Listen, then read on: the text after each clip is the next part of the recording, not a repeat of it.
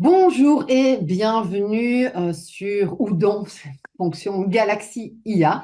Alors aujourd'hui, on va parler de protection des données, on va parler de ce qu'on peut faire, ne pas faire, où est-ce qu'on en est finalement dans est-ce qu'on peut utiliser ce qui est ce qui provient des IA génératives, si oui, à quelles conditions. Voilà, on va faire un peu le point sur la question et j'ai l'énorme plaisir, l'immense plaisir de recevoir aujourd'hui Jacques Felon. Bonjour Jacques. Bonjour Amélie.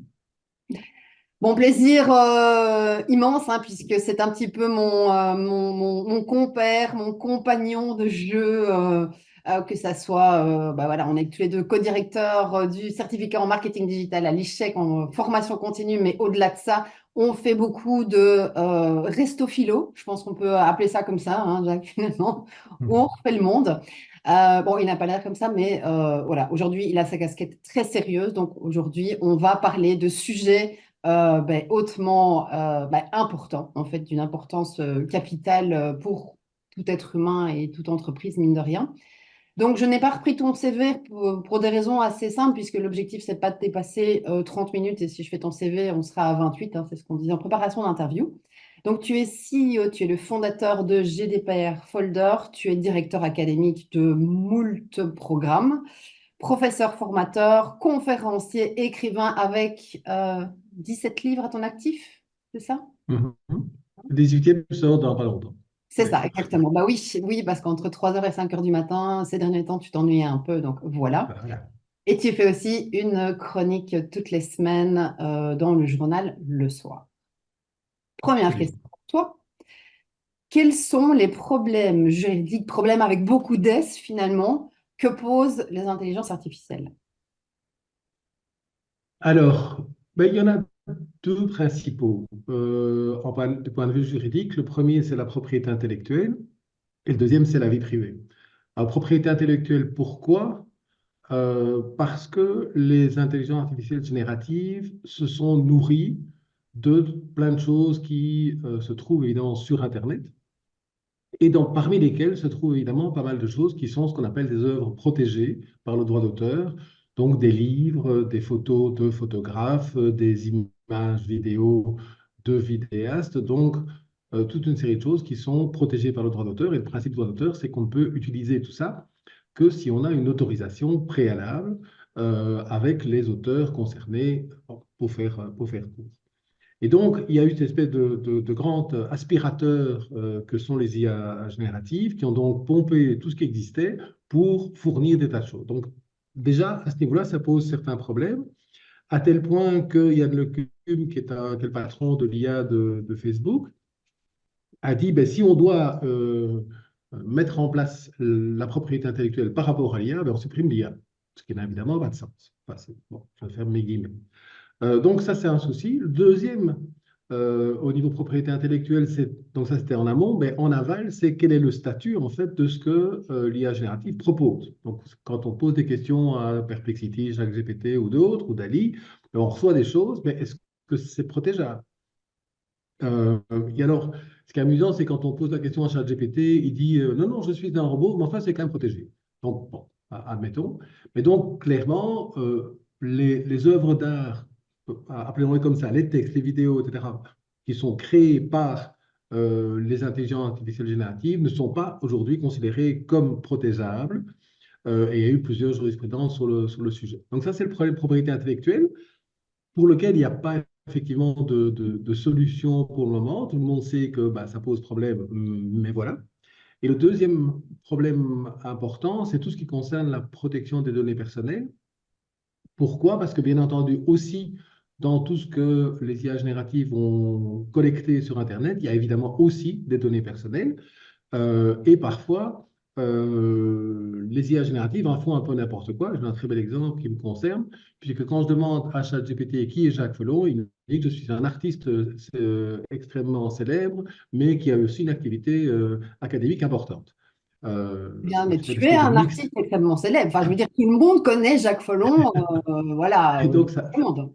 alors, c'est évidemment problématique dans certains cas, c'est que ça peut donner des informations fausses qui peuvent évidemment avoir des conséquences. Et donc, il faut savoir que depuis quelques jours, l'ONG None of Your Business qui est célèbre dans le domaine de la vie privée pour avoir fait annuler les accords entre les États-Unis et l'Europe en matière de vie privée, a déposé plainte devant l'autorité autrichienne de protection des données contre OpenAI, parce qu'OpenAI ne respecte pas en fait le RGPD. Et en deux mots, ben, il n'y a pas moyen de corriger des éventuelles erreurs dans OpenAI. Donc si on dit à OpenAI, ben, en fait, il y a des choses fausses, vous pouvez les corriger, il dit, ben, c'est pas possible.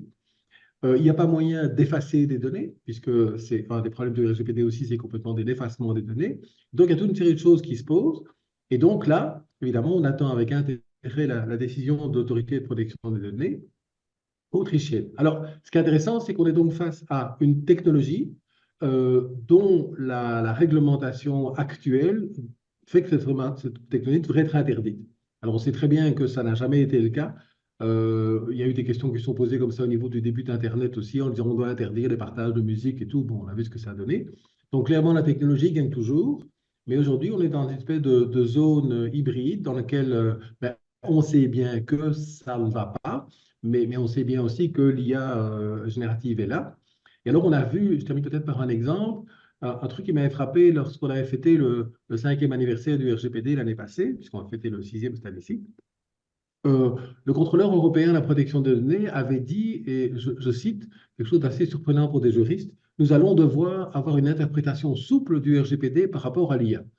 Alors ça, pour des juristes, c'est un peu compliqué de dire on a une loi et on va l'interpréter souplement. Donc, mais, mais quelque part, c'est pas faux, puisqu'on sait très bien que l'IA est là et qu'elle est là pour rester, qu'il y a effectivement un certain nombre de critiques et de problèmes qui se posent. Mais voilà, est-ce que c'est la loi, la propriété intellectuelle, la vie privée qui vont devoir s'adapter? Probablement.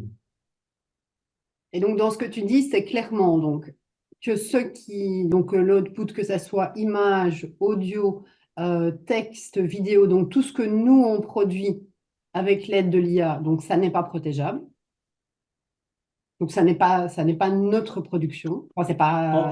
En fait, c'est un peu plus subtil que ça, mais je ne vais pas trop rentrer dans le détail. Mais Mais j'aime bien en fait, poser des questions. Hein. pour que, pour qu'une œuvre soit protégée, il faut, comme le dit la loi française, j'aime bien cette expression, il faut qu'elle ait quelque part quelque chose de la personnalité de l'auteur. Donc, si c'est effectivement, par exemple, une image qui sort de Dali, même si c'est moi qui dis je veux une image qui représente un monsieur qui se balade dans les rues de Tokyo, etc., c'est pas moi qui l'a créé. Donc, quelque part, je donne un aspect de scénario, mais c'est pas de création. À partir du moment où on a quelque chose sur lequel on a participé, que quelque part la, la création humaine serait plus importante, ben, probablement que ça pourrait l'être. Et il y a un article d'un juriste spécialisé dans le secteur qui disait, mais en fait, une caméra, quelque part, c'est aussi un outil, mais évidemment, le film qui est réalisé par un réalisateur avec la caméra devient une œuvre protégée parce que c'est le réalisateur qui l'a utilisé de cette façon-là. Donc, il y a probablement un certain nombre de choses qui, en utilisant l'IA, pourraient quand même éventuellement être protégées, mais à mon avis, on est parti pour un nombre de jurisprudences assez intéressant. Et donc là, ma question portait sur la sortie, donc l'output. Mhm. Maintenant, par rapport à, ben, je produis toute une série de choses, et on l'a vu, je pense qu'il y a quand même eu pas mal de procès contre, entre autres, OpenAI, etc., sur, OK, mais comme on sait que l'IA, en tant que telle, comme on les utilise, on engloutit ben, tout Wikipédia en anglais, enfin voilà, un nombre incalculable d'informations, enfin pas incalculable, pour le coup c'est calculable, mais voilà, c'est massif. Donc, Euh, et forcément, ces inputs-là ben, ont été créés par toute une série de personnes. Alors, dans le cas de Wikipédia, on sait que c'est plusieurs personnes, mais dans l'histoire, dans l'art, enfin, voilà, toute une série de choses. Et l'IA utilise finalement ces inputs-là, que ça soit pour Dali, pour te produire des textes, pour te donner de l'information, pour toute une série de choses. Et donc, au niveau de ces inputs-là, quid est-ce que, il y a quelque part une protection des procès? On en est où? Donc, on a abordé les outputs, quid des inputs. alors, il y a deux. Bon, d'abord, clairement, il y a une possibilité technique de bloquer quelque part l'aspirateur des IA. Donc, il y a un certain nombre de sites qui l'ont fait. Maintenant, on a constaté dans la réalité que même si les sites le disent, enfin, les plateformes disent qu'ils n'aspirent pas les données, ils le font quand même. Notamment, Google s'est fait condamner récemment en France, alors qu'ils avaient dit qu'ils n'allaient pas prendre les contenus de TF1, ben, on s'est rendu compte qu'ils les prenaient quand même. Donc, ils ont pris 250 millions d'amende parce qu'ils s'étaient engagés à ne pas le faire, mais ils le font quand même. Donc, faut voir dans la réalité. Donc, il y a une possibilité technique de bloquer.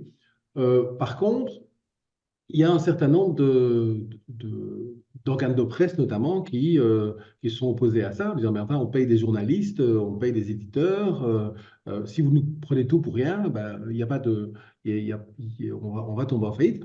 Et avec une grosse différence par rapport à Google, c'est que quand on avait un moteur de recherche comme Google, par exemple, ben, on trouvait des informations et puis on cliquait et on allait sur le site. Tandis que là, avec ChatGPT, ben, on reçoit l'information tout de suite et on ne va pas sur le site. Donc, il n'y a plus de trafic quelque part. Et donc, ben, le New York Times, par exemple, fait un procès à ChatGPT qui, aujourd'hui, n'est pas encore clôturé, qui va vraisemblablement se clôturer par un montant financier. Le Monde a signé un accord, donc le Monde, le journal français, a signé un accord avec OpenAI, et donc ils ont reçu des sous en échange de la possibilité de faire le contenu. Et c'est vraisemblablement vers ça qu'on va aller, sauf si certains veulent aller jusqu'au bout et veulent aller jusqu'à l'interdiction, mais est-ce qu'un juge va oser le faire?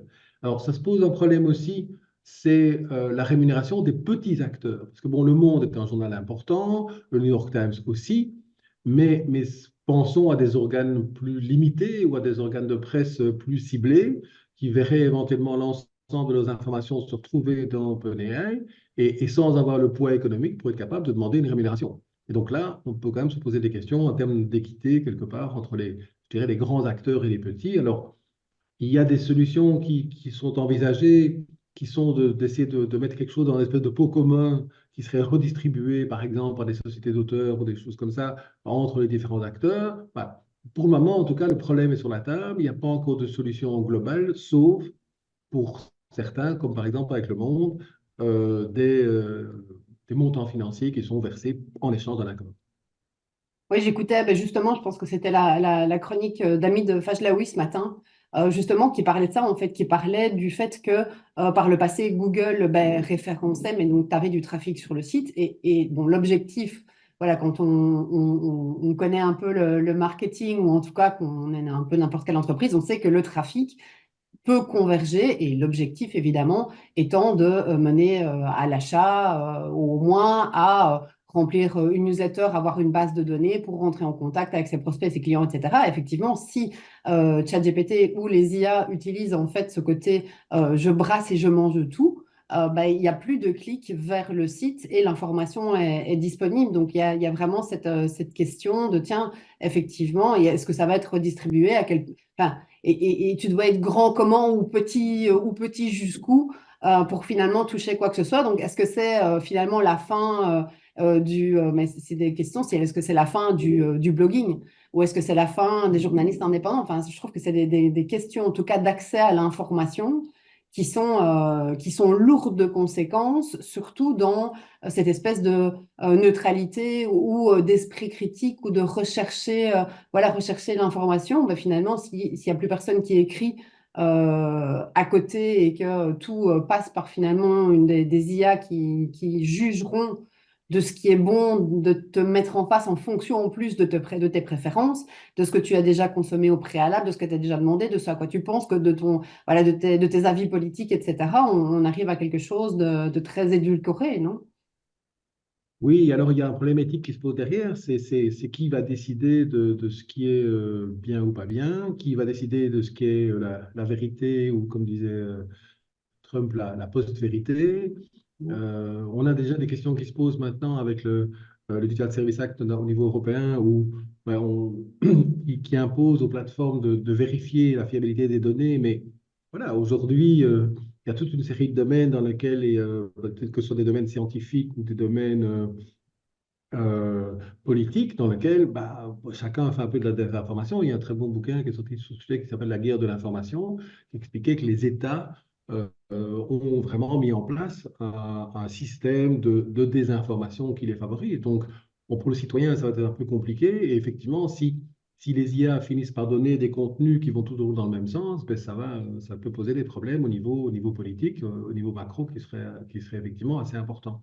Et donc, la question, ça va être de trouver une valeur ajoutée quelque part et de rester vivant. Et donc, les organes de presse, pour le moment, réfléchissent beaucoup à leur évolution aussi en interne, et notamment le fait d'éventuellement de faire des espèces de mini chat GPT par lecteur en fonction des intérêts qu'ils peuvent avoir, mais avec effectivement des valeurs ajoutées. C'est clair qu'aujourd'hui, si un organe de presse se limite à paraphraser les communiqués d'agences de presse, bah, quelque part, il n'a plus d'intérêt. Et d'ailleurs, il n'y a aucune raison que OpenAI leur donne des sous, puisqu'ils sont déjà à l'information.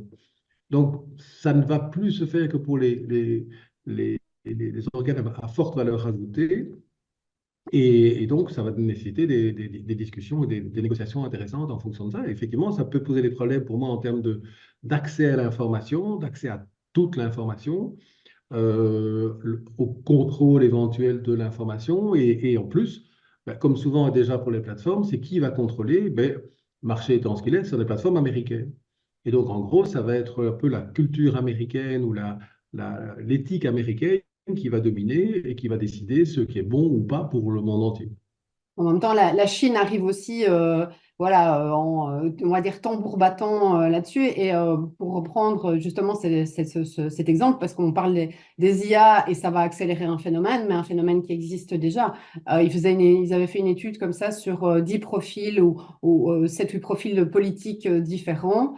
Et ils avaient rempli hein, donc des faux profils sur les réseaux sociaux. Je pense qu'ici, c'était sur Facebook et ils recevaient plus que l'information, ou en tout cas la même information, mais de manière différente et présentée en fonction de ce que tu penses, le programme des partis, etc.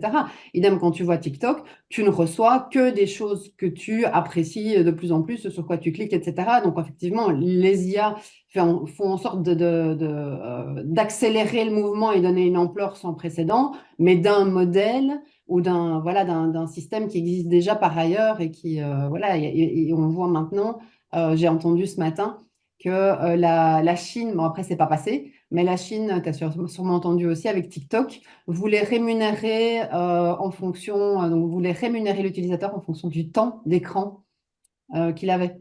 Je sais pas si on a parlé de ça. Ouais. Euh, et donc l'impact, parce que là, on pourrait faire, je pense, 3 heures sur le sujet tellement c'est passionnant, mais pour en venir plutôt du coup aux entreprises, quels sont les impacts finalement que ces IA ont par rapport aux entreprises au niveau global, sécurité, je sais que c'est une de, voilà, cybercriminalité, je sais que c'est une de tes thématiques chéries aussi. Alors, bah, le problème déjà, c'est qu'il y a une étude de Kaspersky qui est sortie il y a pas très longtemps qui explique qu'en fait, déjà, les collaborateurs utilisent les IA génératives sans en parler à leur employeur. Donc, en fait, ils les utilisent dans le cadre de leur travail. Donc, ils vont créer des contenus qui sont utilisés dans l'entreprise sans dire que ça vient des IA. Alors, il faut quand même pas oublier qu'il y a quand même un certain nombre de ce qu'on appelle des hallucinations, c'est-à-dire des erreurs qui sont créées par les IA.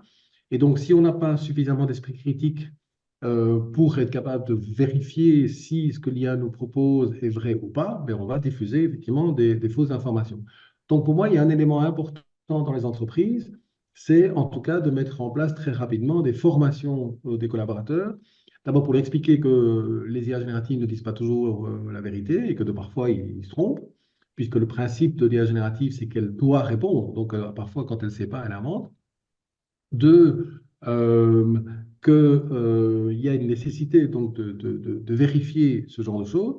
Alors en matière de sécurité, mais ce qui est important aussi, c'est que les collaborateurs ne savent pas nécessairement que quand on une question, quand on utilise ce qu'on appelle un prompt, donc une question qu'on pose à l'IA, mais l'IA va garder la question et la réponse. Et donc, si on met, je ne sais pas, moi, je dis, tiens, j'ai envie de travailler sur la rentabilité des délégués commerciaux d'une entreprise, ben, je vais mettre un beau tableau Excel avec les noms, la rentabilité, le chiffre d'affaires de chacun des délégués commerciaux, et j'ai demandé à une IA générative de me faire un beau tableau avec des belles courbes, et ils vont garder les noms et l'ensemble des informations que j'ai données et qui sont à ce moment-là disponibles pour tout le monde. Il y a eu un très bel exemple avec Samsung, où un collaborateur de Samsung avait demandé à une IA de l'aider dans le cadre d'un code informatique. Ce code informatique, aujourd'hui, il est à disposition de tout le monde. Donc déjà, Je on pense que est c'est pareil, suivant ça vient d'arriver pour SAP aussi, je crois. ouais. Et donc, on est dans une situation dans laquelle on a fait une étude récente, une vingtaine de pourcents des collaborateurs qui savent ça. Deux, enfin, ou trois, je ne sais plus, enfin, en tout cas, là, il y a aussi des IA génératives qui aident à créer des virus. Donc, en fait, même si on n'est pas extrêmement compétent, on peut demander à une IA de créer un virus tout à fait sympathique. Et donc, ça peut évidemment poser des problèmes aussi. Et donc, pour moi, il y a vraiment, au niveau des entreprises, un élément important, c'est ne pas considérer que puisque c'est simple, ça va de soi et qu'on ne fait rien, mais qu'il faut accompagner les collaborateurs, leur expliquer, comme on a aujourd'hui des chartes informatiques avec des procédures et avec des conseils, des guidelines sur comment utiliser les médias sociaux, comment utiliser les programmes informatiques. Mais il faut, à mon avis, faire la même chose au niveau de l'IA pour expliquer quels sont les risques éventuels. Et sans oublier aussi la question des biais qui fait que, effectivement, on a les informations ne sont peut-être pas totalement équilibrées et parfois on peut avoir des discriminations et autres dans les informations qu'on va faire. Aujourd'hui, si vous demandez de vous donner à Dali, fais-moi l'image d'un infirmier, ben, il vous met une infirmière. Donc voilà. Et puis on a eu des dérives du côté de Google où quand on demandait d'avoir une image de Louis XIV, il mettait un Louis XIV noir. Donc voilà, tout ça étant évidemment ce qui est initié au départ. Donc je crois qu'il y a vraiment pour les entreprises une nécessité d'accompagnement des collaborateurs pour qu'ils sachent, parce que c'est pas parce que c'est facile à utiliser que tout le monde a nécessairement compris quels étaient les risques. Et est-ce que on peut attendre éventuellement, qu'est-ce qu'on peut, bon, il y a l'IA Act qui est discuté pour l'instant. Est-ce que tu pourrais nous faire un point d'où on en est, de ce qu'on peut en attendre? Est-ce que ça présente une solution de près ou de loin par rapport à des défis qu'on connaît ou qu'on va connaître? Mais c'est tout le problème de la loi par rapport à la technologie. Donc, sortir un IACT aujourd'hui, d'abord philosophiquement, moi je trouve ça assez aberrant d'avoir une réglementation qui commence par interdire, mais c'est très européen. En fait, il y a une phrase célèbre d'Angela Merkel qui disait c'est quand même fabuleux parce que les États-Unis, ils ont une créativité absolument fabuleuse, les Chinois ils copient plein de choses et nous on fait des réglementations. Et donc, en Europe, on réglemente tout. Et donc, on va interdire un certain nombre. Donc, le début de l'IA, c'est l'interdiction d'un certain nombre d'IA, comme le crédit social. Alors, je ne suis pas fanatique du crédit social, mais commencer par dire on va interdire, ça veut dire que tout ce qui va se développer dans ces créneaux-là vont être faits évidemment aux États-Unis, en Chine ou en Russie. Et donc, quelque part, on risque peut-être un jour de devoir acheter leurs produits dérivés parce qu'ils ont travaillé sur des choses sur lesquelles nous, on ne pouvait pas travailler. Il faut quand même savoir qu'on n'a aucun acteur européen important. On en avait un qui était Mistral français qui s'est fait racheter par les Américains. Donc, de nouveau, on a complètement loupé le marché. Et donc, l'IA va donc interdire. Alors, bon, l'Europe va interdire et les autres vont laisser faire. D'autre part, le temps que l'IA mette en œuvre, la technologie aura évidemment évolué et on va se retrouver vraisemblablement avec un IA qui va parler d'une technologie qui était passée depuis 2 ans. Donc, ça va tellement vite que ça pose des problèmes importants d'adaptation de la réglementation. Et on le voit sur ce qu'on a disait tout à l'heure sur l'adaptation de la propriété intellectuelle et de la vie privée, par exemple. OK, aujourd'hui, on est conscient des problèmes, personne n'a encore de solution. Et le temps qu'on en trouve éventuellement une, les IA génératives auront encore augmenté de capacité, on aura trouvé d'autres choses, ça va extrêmement vite. Et donc, l'IAC, pour moi, il est déjà dépassé dès le départ. Alors, je suis beaucoup plus partisan de la philosophie de la CNIL, donc la CNIL qui est l'autorité de protection des données française, qui a dit, écoutez, c'est compliqué, mais on va vous aider. Donc, si vous voulez mettre en place un nouveau programme d'IA en entreprise, développer des choses, venez nous voir et on va faire ce qu'on appelle du privacy by design, c'est-à-dire réfléchir un peu à comment gérer les aspects légaux dans le cadre de ce projet de façon à ce que finalement il soit correct. Et ça, je crois que c'est une idée plutôt intéressante, plutôt que de commencer par dire tout ça c'est interdit et puis là il faut demander une autorisation. Enfin, ça, qui pour moi n'a pas beaucoup de sens. Et donc, par rapport à tout ça, en tant qu'entreprise et personne physique, est-ce que tu as, bon alors, formé les employés, ça c'est sûr, prendre la mesure, en tout cas, probablement, entre ce qui est dit ce que tu vois et la potentielle réalité s'interroger. Mhm. Est-ce que tu aurais d'autres conseils à donner? J'essaie Mais d'abord, je crois qu'il y a tu sais, j'essaie toujours de terminer sur un point positif, mais il y a des sujets pour lesquels c'est plus compliqué que d'autres. Et donc, je te renvoie gentiment la balle. Voilà. alors pour moi, il y a, je dirais dans les recommandations pour les entreprises, et pas que pour les entreprises, mais pour tout le monde, d'abord, il y a nécessité de faire de la veille. Donc, c'est regarder ce qui se passe. Donc, ça va très, très vite. Et je crois qu'il faut que les entreprises s'intéressent à ça, confient en fait la veille, c'est-à-dire le suivi de tout ça à des collaborateurs qui regardent, qui s'abonnent à des newsletters, qui vont tester des choses. On a eu un call il n'y a pas tellement longtemps avec une école de commerce française qui a mis l'innovation, qui s'appelle Neoma, qui a mis l'innovation vraiment au cœur de l'évolution de cette école de commerce. Et ils ont une dizaine de collaborateurs qui ne font que ça, dont deux qui testent en permanence tout ce qui sort. Bon. De façon à voir ce qui se passe et en quoi ça peut être utilisé. Donc je crois que c'est important de ne pas se faire dépasser, de réfléchir en fait aux apports, parce qu'effectivement, il y a quand même, parce qu'on n'en a pas parlé aujourd'hui, mais enfin, je sais que dans tes autres présentations, enfin, les autres interviews, vous en avez parlé, il y a quand même pas mal d'apports. Il y a des choses que l'IA, ça facilite quand même la vie de pas mal de choses. Ça va remplacer des tâches administratives peut-être inutiles ou problématiques. Donc, c'est voir un peu comment on va évaluer. En tout cas, pas se cacher et pas se mettre la tête dans le sable parce que c'est là. Ça a des évolutions extrêmement importantes dans des tas de secteurs. Et donc, pour moi, le conseil, c'est la veille, suivre, s'adapter, parce qu'en plus, ça va extrêmement vite. Et si les entreprises ou les organisations ne s'adaptent pas, ben, leur concurrent le fera. Et puis, quelque part, il y a quand même beaucoup de réflexions sur les disparitions de certains métiers. Alors, c'est pas uniquement des métiers d'ailleurs sans réflexion. Il y a même des professions intellectuelles où on se pose des questions de savoir si le métier va continuer. En médecine, on se pose plein de questions sur certains types d'évolution.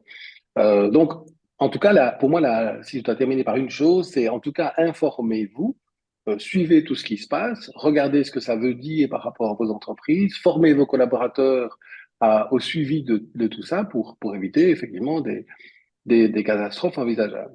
Et le côté légal, ben voilà, on va laisser, je dirais, les tribunaux et organisations de régulation évoluer comme elles peuvent avec les moyens qu'elles ont en suivant l'IA. C'est clair, pour terminer par un aspect purement budgétaire, mais quand on voit que d'un côté, on a Sam Altman qui cherche 7 000 milliards de dollars pour développer des puces Internet, et qu'on voit à côté de ça les tribunaux qui essaient tant qu'à faire se peut de travailler avec les moyens ridicules qu'on leur donne, ben, clairement, c'est comme si vous envoyiez une équipe provinciale jouer contre le Paris Saint-Germain, quoi. Donc, pour prendre une comparaison sportive.